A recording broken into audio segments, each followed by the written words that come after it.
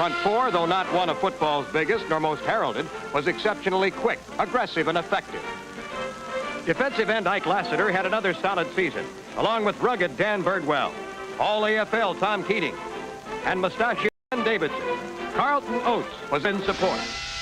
What the highlight films of the day omitted was a wild streak that made Oakland's front four the Hells Angels of football. We had a reputation of being a bunch of thugs, ex-convicts, who knows how bad thought of us. 28-yard line, here's a flag, and there's Ben Davidson being jumped on by one of the Chiefs. Holy Toledo, it's a free-for-all. That's dirty. It's not dirty. You happened to be laying there when we had to get to that position, and we had to step on you to get there. Ben would hit the quarterback while he was getting in the car with his girlfriend after the ball game. That was not a late hit to Ben. He'd hit a referee if he got in the way and just, ha, he laughed, you know. The Raiders' favorite target was New York's Joe Namath. Joe was nice to hit. He grunt real good when you hit him hard. I love to hear that sound on a quarterback.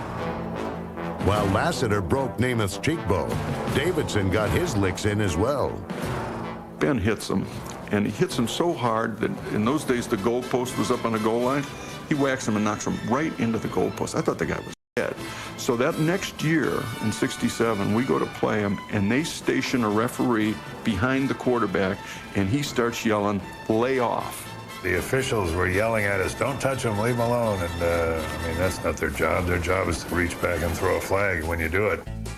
The Raiders were accused of being dirty. There was no denying the uncleanliness of number 53, Dan Birdwell, whose suspect grooming habits were worsened by an experimental medication. DSMO makes you smell like oysters. And he'd get in the huddle, and everybody in the huddle just move away from Birdie and just let him stand there by himself. Danny was covered with hair. He had hair from his knuckles to right where his hairline was right here, and his body was covered with hair. Looked like he was wearing a sweater almost. His roommate kept saying, you know, my toothbrush stays wet all the time. Birdwell was using it too. He'd come out of the shower, he'd slap all this hot shaving cream on him, and he'd go like this. Wham, wham, wham, wham. Now all the cuts would start. And walk out bloods everywhere. Now this went on every game. Some of the Raiders may have smelled bad, but they all ate well, as a guest of gourmet Tom Keating. Gourmet is nothing but a social pig. Remember that. Keating lived high on the hog, a Renaissance man who enjoyed the finer things in life. One of the great years, 1964, Chateau Margaux. Yes, Tom Keating, gourmet cook, wine collector. One night there were 7 people in attendance, and we had 17 bottles of wine. And we started out with champagne, and Tom had a perfect bottle of wine for each course.